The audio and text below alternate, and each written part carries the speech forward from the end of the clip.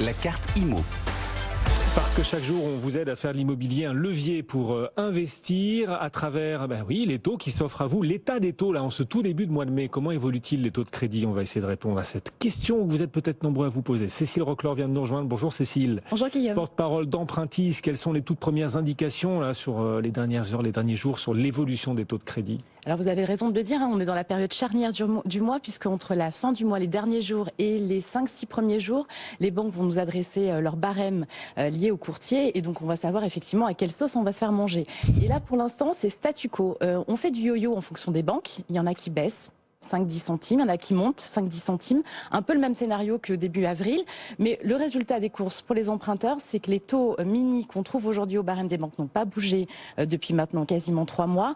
On est à 0,63% sur 10 ans, on est à 0,80 sur 20 ans, c'est des choses qui sont juste incroyables, et du coup ces taux les plus bas ne bougent pas, on a des moyennes qui bougent un petit peu, on a même perdu 5 centimes, Guillaume, sur le taux à 15 ans qui est passé à 0,90, donc des conditions de taux incroyable et qui reste maintenue basse. En effet, les délais s'allongent. On entend parfois parler d'un allongement des délais pour ceux qui veulent obtenir un crédit en ce moment, tant il y a de demandes. Alors, c'est vrai, mais pas partout. Il y a certaines banques qui, effectivement, étaient extrêmement bien placées, qui ont été très actives sur le premier trimestre, qui ont un peu de retard lié aux vacances scolaires, aux gardes des enfants, enfin tout ce qu'on a tous connu là pendant ce mois d'avril, et qui ont eu un peu plus de demandes que les autres, parce que justement, elles étaient mieux disantes. Mais c'est pas le cas dans toutes les banques. Aujourd'hui, on a des banques qui continuent à donner des accords en une semaine. Ce qui va plutôt être un élément de blocage, ça va être plutôt les accords de caution.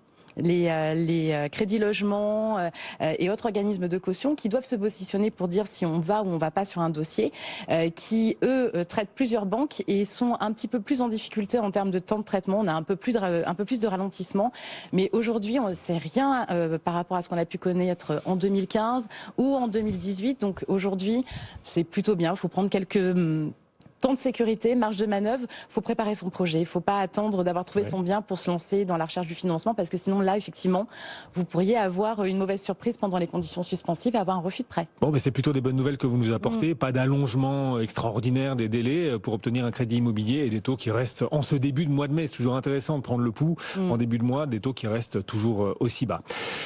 On parle tous les jours d'immobilier dans ce rendez-vous, la carte IMO, mais alors vous allez nous l'expliquer, nous le faire découvrir. L'immobilier peut aussi servir de levier pour investir ailleurs. On peut utiliser l'immobilier dans lequel on a investi pour diversifier son patrimoine. Est-ce que vous pouvez nous expliquer?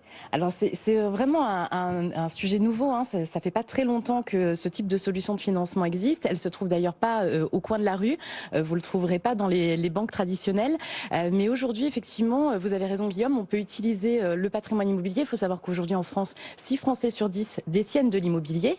Et souvent, c'est la première brique de constitution du patrimoine. Après, on n'a pas forcément envie de s'arrêter là. Et quand on a acheté sa résidence principale, voire fait de l'investissement locatif, on aimerait bien pouvoir s'ouvrir au sujet de la bourse, par exemple, aller chercher des SCPI pour avoir de la diversification et plus de rendement. Et l'immobilier. Investir dans le Bitcoin, par exemple, ou dans des actions de groupes qui sont en perte de vitesse mais qui pourraient remonter. Enfin, vous donnez tous ces bons conseils tous les jours. Et du coup, on peut servir effectivement de son immobilier, de son patrimoine immobilier pour accéder au financement.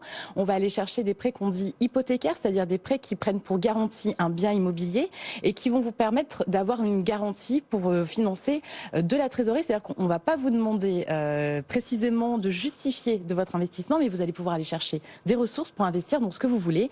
On le sait, par exemple, pour les SCPI, que c'est souvent compliqué d'aller se financer pour des SCPI un peu particulières qui ne sont pas agréées par les grands établissements bancaires. Si vous trouvez une SCPI qui a une belle rentabilité sur laquelle vous pouvez investir, vous pouvez aller chercher votre effet de levier avec le bien immobilier. D'accord, qui peut servir d'hypothèque tout simplement. Exactement, c'est la garantie. C'est ça, et ça vous rend la liberté pour investir dans, pour le coup, n'importe quelle SCPI, pas dépendre de celle de la banque auprès de laquelle vous empruntez. Exactement, ça vous ouvre toutes les SCPI, mais aussi, vous le disiez, tous les types de placements possibles et imaginables. C'est à vous de décider. On peut financer n'importe quoi. Vous pouvez financer n'importe quoi. Vous allez faire du déclaratif, c'est-à-dire que vous allez dire sur quoi vous investissez. Mais si vous avez envie d'investir sur une voiture de collection, parce que ça fait partie de votre diversification de patrimoine, vous allez pouvoir le faire avec ce crédit-là. Bon, alors attention, on peut investir dans n'importe quoi. On a pleine liberté. Ça ne veut pas dire faire n'importe quoi, ni n'importe comment d'ailleurs. Alors vous avez totalement raison, d'autant plus que forcément un crédit, ça se rembourse. La banque qui va vous octroyer ce type de financement va être extrêmement regardante sur la qualité de votre gestion, sur votre taux d'endettement, bien sûr, ça c'est une règle pour tout type de financement, et sur votre reste à vivre. On va évidemment pas prêter avec ce type d'enveloppe sur des personnes qui ont des difficultés de paiement, qui ont eu des incidents bancaires. Le banquier va rechercher des profils de très bons gestionnaires. Et puis après, on va avoir un coût qui est le taux d'intérêt. Ces prêts ont un avantage par rapport au crédit à la consommation que vous pourriez aller chercher pour faire ce type d'investissement, qui sont sur des durées courtes et sur des petits montants. On va plutôt aller chercher du 5-8 000 euros en prêt personnel, en crédit conso, et on va être sur des durées en général inférieures à 5 ans. Avec un taux assez élevé souvent. Avec un taux effectivement qui va pouvoir monter à 6-7%. Alors sur des durées courtes, ça n'a pas forcément un énorme impact financier, mais avec ce système-là de financement, vous allez pouvoir aller chercher des durées longues, du 15 ans, du 20 ans, avec des taux qui vont être entre 2,50 et 2,70, c'est-à-dire bien inférieurs à du crédit conso. Et ça va être une bonne solution pour les investisseurs qui visent de la rentabilité, mais du long terme, en se disant j'investis sur 8, 10 ans, 15 ans, et du coup, je préfère avoir une petite mensualité de crédit. Faire de la pierre et de votre immobilier un levier pour aussi investir ailleurs grâce aux prêts hypothécaires. Attention, bien sûr, limitez vos risques et surtout ne mettez jamais tous vos œufs dans le même panier, surtout pas dans les paniers les plus risqués. On peut trouver ce type de prêts, on peut les obtenir dans les banques traditionnelles? Non, alors c'est un des prêts très spécifiques. Le prêt hypothécaire, ça nécessite de prendre une garantie sur le prêt avec donc un passage chez le notaire pour acter de la prise de garantie. Et ce sont plutôt des établissements spécialisés qui habituellement font du regroupement de créances, qui se sont mis sur ces niches-là de produits qui n'existaient pas. Et donc vous pourrez le trouver auprès de ces intermédiaires spécialisés ou d'un courtier. Cécile Roclor pour Empruntis, elle nous accompagne régulièrement sur BFM Business. Merci d'être passée nous voir. Cécile, le prêt hypothécaire, tous les secrets de cette opportunité qui s'offre aussi à vous à travers l'immobilier, puisque tout part pour le coup de l'immobilier. Merci beaucoup Cécile d'être passée nous voir.